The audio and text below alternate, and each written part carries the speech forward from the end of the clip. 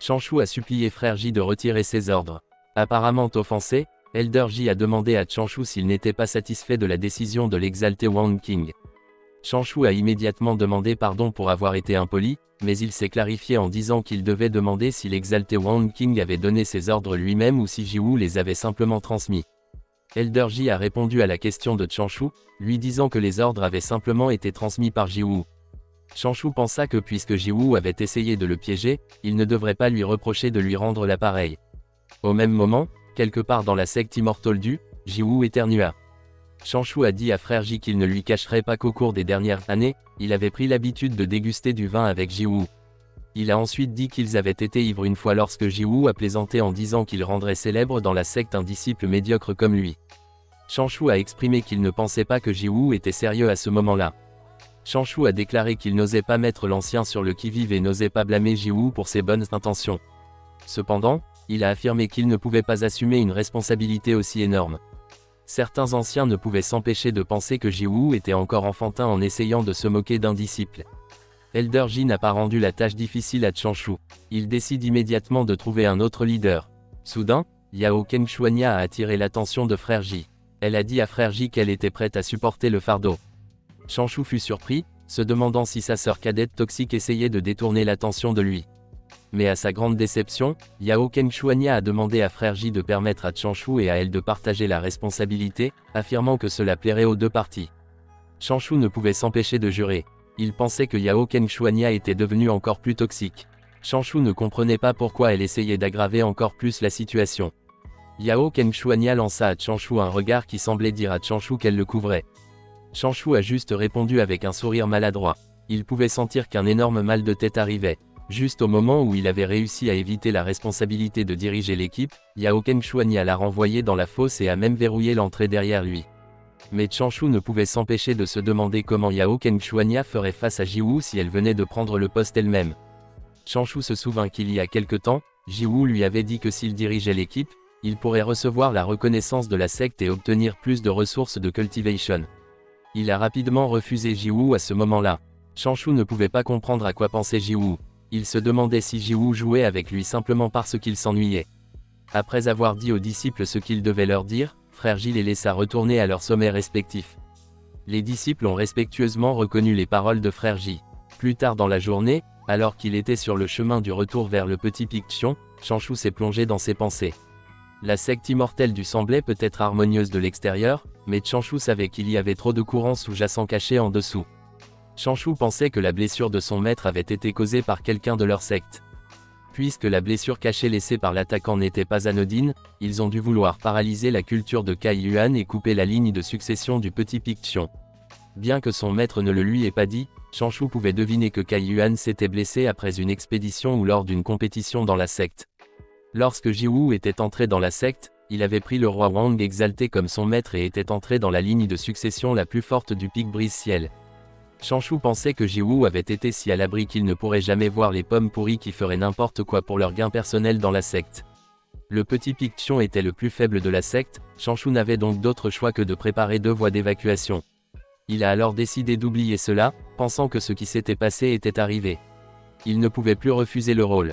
S'il faisait semblant d'être malade ou disait qu'il souffrait de la déviation de Kai, il y avait 80% de chances que les experts de la secte interviennent et enquêtent sur ses affirmations. S'il agissait comme s'il avait une révélation et insistait pour s'isoler, il y avait 90% de chances que quelqu'un inspecte son corps.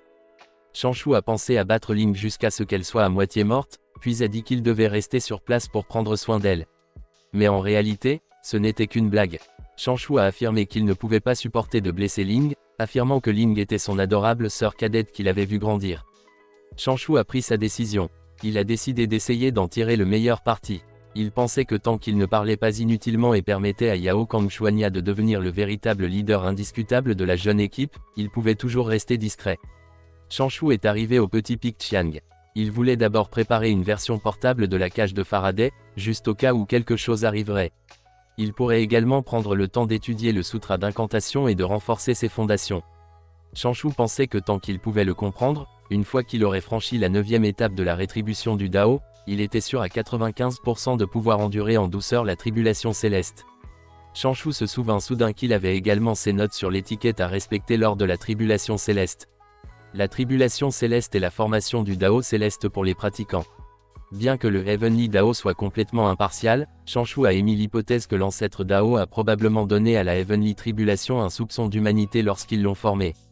Chanshu a décidé qu'il donnerait d'abord un salut Dao à la tribulation céleste. Puis il essaya de décider s'il devait commencer à remercier le Dao céleste. Mais il pensa soudain à la possibilité que le Dao céleste délivrerait le premier éclair alors qu'il était trop occupé à le remercier. Chanshu balaya ses pensées. Tout en travaillant sur la cage de Faraday, il s'est dit qu'il ne devrait pas trop réfléchir à ces choses-là, se rappelant qu'il devait juste rester stable. 4 jours plus tard, les disciples immortels et les anciens de Dushek s'assirent confortablement sur les nuages et se mirent en route vers l'océan de l'Est. Chanshu regarda autour de lui. Avec autant d'experts qui le gardaient, il se sentait en fait assez détendu. Soudain, une femme appelée Chanshu. Yao Qingxuanya a demandé à Chanshu si elle pouvait s'asseoir sur le nuage qu'il chevauchait. Chanshu pensa que Yao Qingxuanya pouvait s'asseoir, mais il veillerait à déménager ailleurs plus tard. Alors qu'il montrait un endroit éloigné de lui, Chanshu a dit à Yao Qingxuanya que si elle parlait de cet endroit, alors elle serait son invitée. Yao Qingxuanya n'a pas dit un mot et s'est immédiatement assis à l'endroit indiqué par Chanshu. Chanshu jeta un coup d'œil à Yao Qingxuanya pour l'observer. Il a remarqué que Yao Qingxuanya portait en fait des gants. Chanshu a réalisé à quel point Yao Qingxuanya était une personne attentionnée.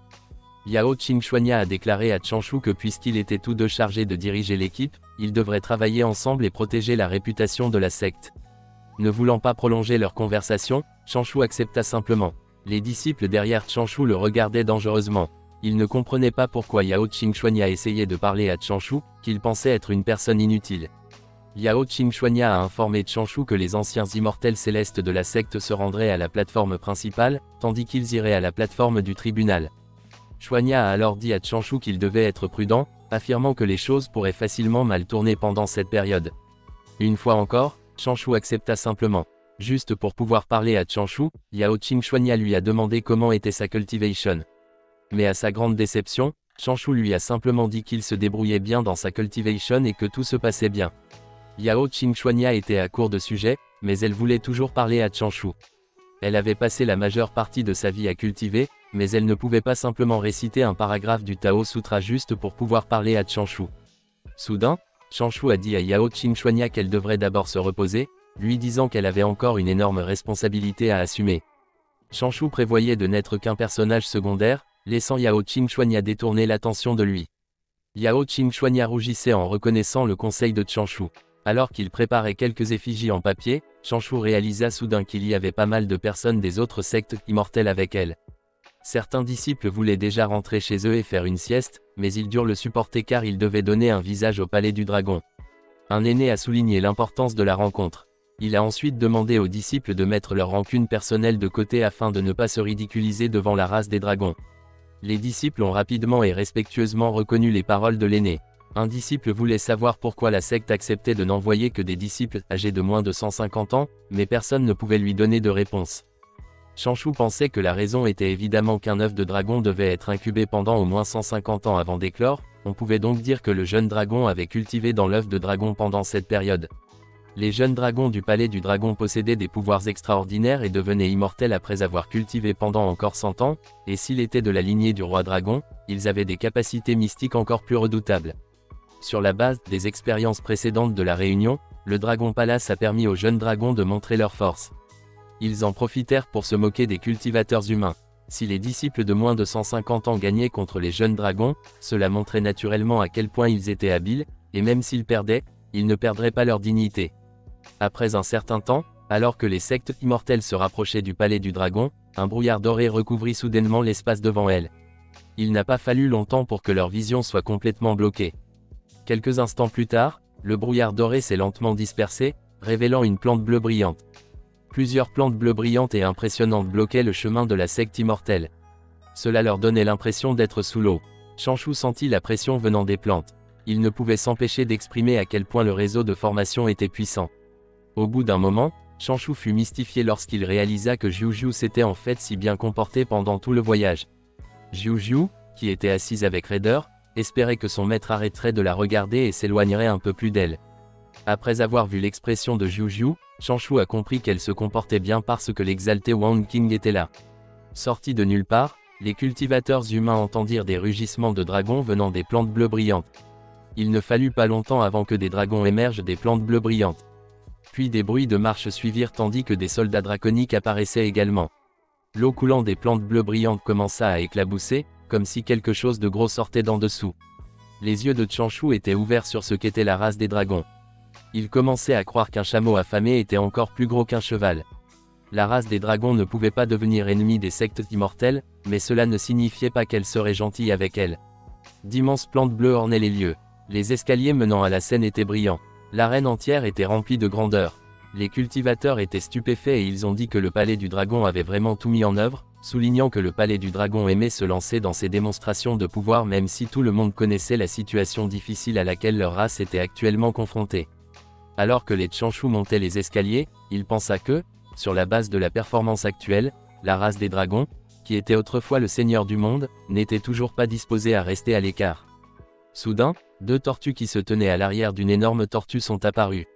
L'un d'eux accueillit les immortels et les anciens du ciel, leur demandant de se rendre sur la plateforme située devant, tandis que l'autre accueillit les disciples de la secte immortelle et leur demanda d'entrer dans la salle. Ils ont annoncé que les tables et les chaises avaient été préparées sur la plateforme du tribunal, et qu'il y avait des panneaux pour les sectes immortelles de rang plus élevé sur le continent oriental, donc ceux qui étaient analphabètes demanderaient aux servantes. Ils ont dit que les sectes immortelles de rang inférieur n'avaient pas de signe, alors ils ont demandé qu'ils trouvent un siège à l'arrière. Une servante riait tandis que les Chanshu regardaient les raisins devant lui avec des yeux pleins de réticence. Les Chanshu en a mangé un morceau, et il pensait que le palais du dragon avait en fait utilisé une manière si extravagante pour taquiner les gens parce que ce qu'il servait devrait être un type de raisin immortel appelé la petite racine spirituelle postnatale.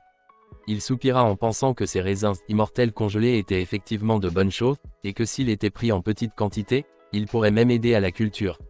Mais il pensait que lorsqu'on en prenait de grandes quantités, on pouvait péter, et c'était si dur à supporter que même les immortels ne pourraient pas empêcher que cela se produise. Comme au bon moment, le cultivateur à côté de les Chanshu a pété intensément. Les Chanshu se couvrit le nez en chassant l'air vicié, et pendant que Yao Kengshuanya regardait attentivement le morceau de raisin dans sa main, il lui dit qu'avant de manger ces raisins, elle devrait demander aux aînés s'il y avait quelque chose qui n'allait pas avec eux. Elle ne devrait pas leur dire que c'est lui qui le lui a rappelé, il lui a demandé de simplement dire qu'elle sentait que quelque chose n'allait pas. Yao Kengshuanya ne semblait pas écouter les Chanshu parce qu'elle avait mangé le morceau de raisin. Les Chanshu a laissé tomber son visage dans la paume de sa main alors qu'il pensait qu'il devrait simplement faire semblant qu'il n'avait rien dit. Les Chanshu a décidé de l'oublier et a d'abord cherché les dangers potentiels et les voies d'évacuation en cas de crise, car la scène entière était construite au-dessus d'une formation de réseaux, et personne ne savait s'il y avait des réseaux de destruction secrets cachés à l'intérieur. Alors que l'odeur nauséabonde flottait autour du nez de les Chanshu, il pensa que même si de l'eau pouvait être vue partout, il était plus approprié d'utiliser la technique d'évasion par le vent pour deux raisons. Premièrement, parce que la technique d'évacuation de l'eau était plus lente, et deuxièmement, parce qu'il y avait des vents forts au-dessus de l'océan. Ses pensées furent perturbées par quelque chose.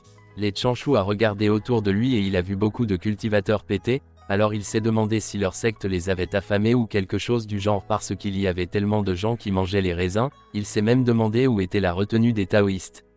Alors que de plus en plus de pratiquants pétaient, les Chanshu pensa qu'ils étaient tous les semi-immortels de la secte, alors il se demanda s'il manquait vraiment de ce petit fruit spirituel. Il a remarqué que l'odeur d'une sœur cadette était très aigre, alors il a pensé qu'elle avait dû prendre une pilule embellissante la veille. Pendant ce temps, Yao Kengshuanya faisait de son mieux pour retenir son paix et rapporter à l'un des maîtres que les fruits et le vin posaient problème. Les Chanshu soupira en se demandant si c'était la soi-disant sécurité qu'il était censé expérimenter, et il pensa que s'il devait prendre soin de ce groupe de personnes, il pourrait aussi bien faire équipe avec ses papiers découpés.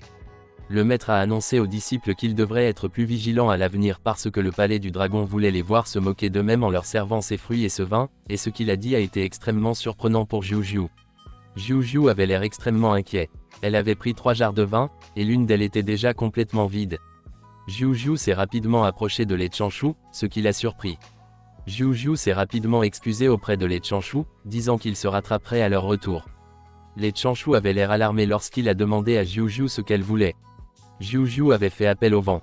Les Chanshu a été surprise lorsque Jiujiu s'est assise derrière lui, et avec une expression espiègle sur son visage, elle s'est excusée auprès de les Chanshu dans son esprit, pensant qu'elle se rattraperait après leur retour. Le vent a soulevé les vêtements de les Chanshu, après quoi Jiujiu a relâché son paix, ce qui a surpris à la fois les Chanshu et la servante.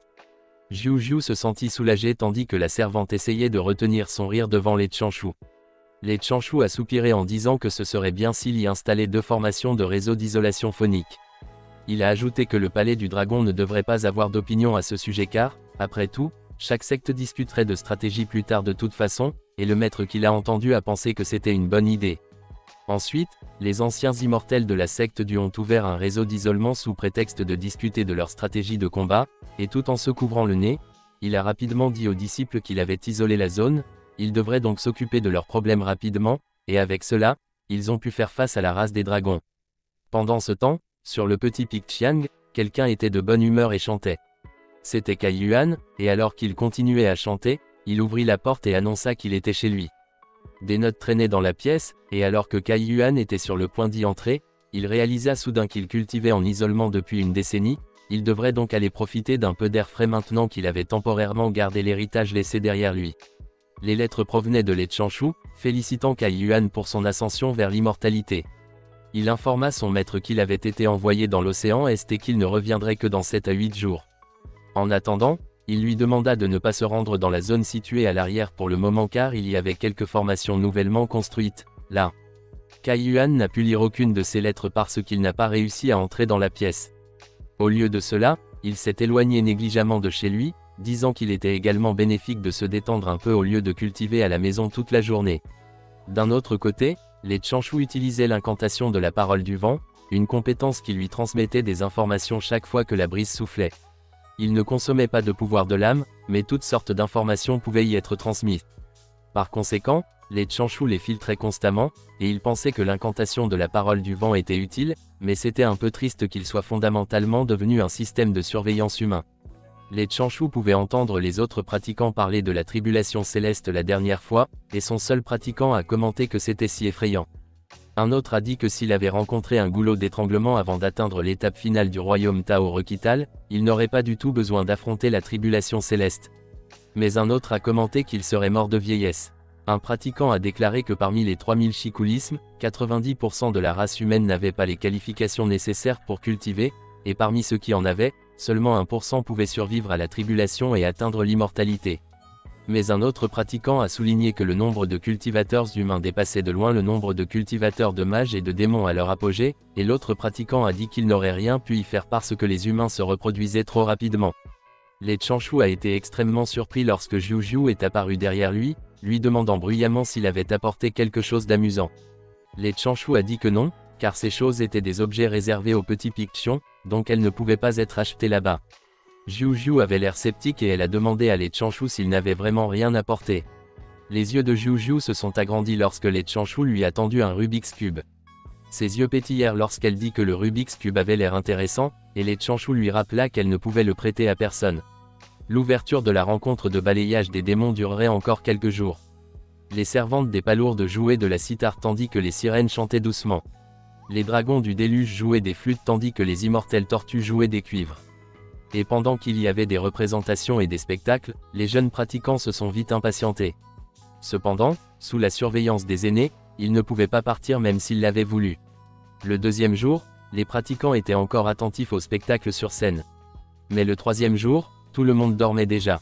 Pendant ce temps, Yao Kengshuanya s'est approché de Lê Chanshu, mais il s'est excusé auprès d'elle, disant qu'il voulait que Jiu surgisse de nulle part, disant à Yao Kengshuanya de venir jeter un œil à la mélodie qu'elle avait récemment écrite, ce qu'elle a accepté.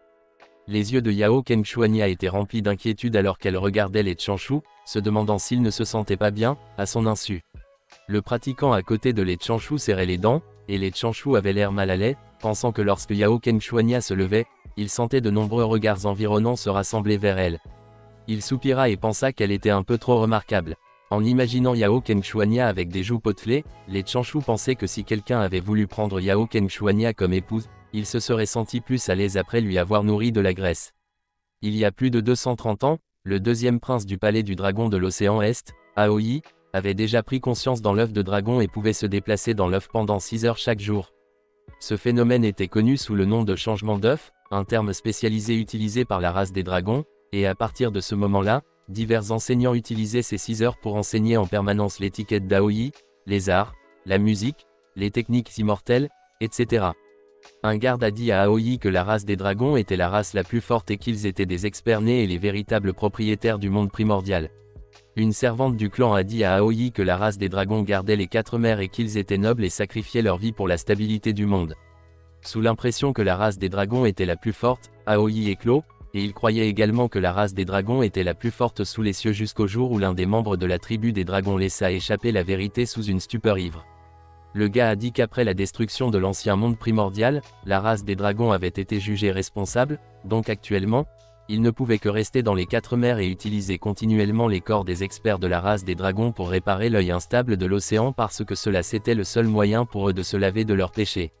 Le gars a continué à dire que l'œil de l'océan était l'entrée des sources polluées du ciel et de la terre, l'endroit où tout le karma négatif se rassemblait, et il se demandait combien de vies encore il devrait perdre avant de pouvoir être à nouveau libre. À son insu, Aoi se cachait derrière le mur, surpris d'apprendre que la race des dragons était tombée à un tel niveau. Aoi a quitté la pièce plein de détermination, et il pensait qu'il était le fils du roi dragon et le successeur de la lignée ancestrale du dragon, il devait donc sauver sa race. Mais peu à peu, Aoi découvrit la pitoyable vérité selon laquelle la majorité de la race des dragons croyait toujours qu'elle était la race la plus forte. Malheureusement, Aoi était impuissant contre eux. Il a même été forcé de participer à la compétition de balayage des démons. Donc, pour le dire franchement, il ne serait rien de plus qu'un vaisseau pour lequel la race des dragons pourrait se battre et regagner une certaine fierté. Aoi pensait que c'était le jour où il réveillerait la race des dragons. Pour que la race des dragons réalise cela, il pensait qu'il devait définitivement perdre face à la personne la plus faible de la secte immortelle du. Il était déterminé à montrer à la race des dragons que la lignée dont ils étaient si fiers ne représentait que très peu de choses. Il allait leur faire renoncer à leur entêtement et à leur arrogance. L'une des tortues s'est approchée d'Aoi, lui demandant ce qu'il faisait là alors que c'était presque son tour de monter sur scène. Cependant, Aoi lui a simplement dit qu'il le savait. Aoi est monté sur scène et il a été présenté comme un descendant de pure lignée des anciens dragons, le deuxième prince du palais des dragons de l'océan Est, Aoi. Soudain, quelqu'un poussa un soupir de soulagement qu'Aoi ait finalement quitté l'endroit où il se tenait plus tôt. C'était les Chanshu, et il s'était demandé pourquoi Aoi le regardait et s'il y avait même une trace d'intention de tuer. Les Chanshu s'étaient demandé si sa cultivation avait été menée à bien par Aoi. Les Chanshu avaient pensé que cela n'aurait pas dû être le cas car la technique de dissimulation qu'il avait développée avait même fonctionné sur ses oncles maîtres. Ainsi, il en avait déduit qu'il se pouvait qu'Aoi manquait de confiance et ait voulu le défier parce qu'il avait là-bas la cultivation la plus faible. La tortue sur scène avait soudainement fait taire tout le monde, et il avait annoncé qu'il laisserait alors Aoi choisir un partenaire d'entraînement approprié parmi les sectes immortelles. Les Chanshu avaient bâillé car ils pensaient que, connaissant la race des dragons, ils devraient se soucier de la fierté. Ainsi, il n'aurait pas eu la vergogne de s'en prendre au disciple le plus faible. Aoi avait pointé quelqu'un du doigt. À la surprise de les Chanshu, Aoi planait déjà devant lui et le montrait du doigt. Aoi avait dit à les Chanshu de venir s'entraîner avec lui, ce qui avait laissé les Chanshu sans voix. Aoi a pointé les Chanshu et lui a demandé de s'entraîner avec lui. Les Chanshu pensaient qu'il y avait au moins 7 à 8 000 pratiquants présents, alors ils se demandaient pourquoi Aoi l'avait choisi. Tous les regards étaient tournés vers lui et cela le mettait mal à l'aise. Il voulait qu'ils arrêtent de le regarder. Les Chanshu étaient ennuyés et il pensa à remplir Aoi de pilules empoisonnées. Yao Qingxuanya regardait et elle a été surprise lorsque les Chanshu a salué Aoi et lui a dit que son niveau de cultivation était encore bas. Il ne pouvait même pas être classé parmi les 100 meilleurs de sa secte. Il valait mieux qu'il ne se montre pas et ne s'embarrasse pas. Yao Qingxuanya a décidé de faire un pas. Elle se tenait devant les Chanshu et elle était déterminée à le protéger. La tortue a suggéré qu'Aoi choisisse Yao Qingxuanya parce qu'elle était déjà dans la 8e étape du royaume du retour du vide. Mais Aoi a insisté sur le fait qu'il voulait les Chanshu, se demandant si la secte immortelle du n'accordait pas une grande importance aux paroles de son palais du dragon de l'océan Est. Les Chanshu jura dans son esprit parce qu'Aoi le forçait vraiment en ce moment. Les anciens ont dit qu'on ne pouvait rien y faire, alors ils ont dit à les Chanshu d'y aller et de faire de son mieux. Ils lui dirent de ne pas s'inquiéter car il surveillerait pour s'assurer que la race des dragons ne tente rien de drôle. Il devrait simplement montrer ce qu'il a appris. Il n'avait pas besoin de viser la victoire.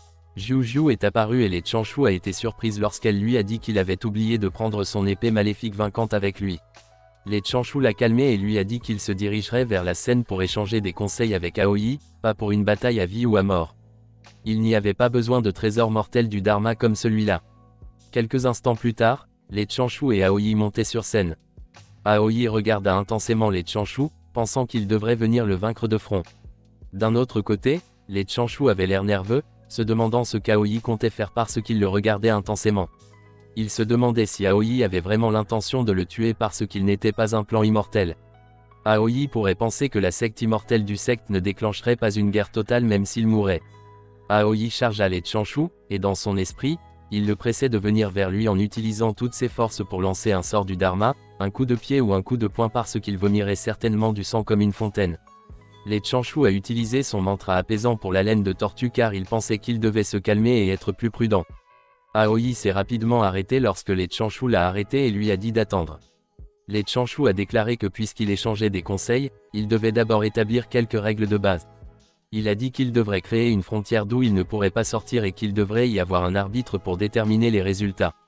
Sans aucune règle en place, cela ne semblait pas correspondre à la manière dont le palais du dragon traitait les choses avec sérieux et équité. Aoi avait l'air horrifié et il se demandait pourquoi les Chanshu avaient été si gênants. Aoi a dit à les Chanshu que le match aurait lieu dans le cercle, donc on perdrait dès qu'on en sortirait. Il demanderait également au ministre des Tortues de jouer le rôle d'arbitre. Il a demandé à les Chanshu si cela suffisait, et les Chanshu a accepté et l'a remercié d'avoir honoré ses demandes. Aoi a invoqué des cristaux tranchants et il a dit à les Chanshu qu'il devrait commencer en pensant qu'il devait attaquer férocement pour que sa défaite soit encore plus tragique.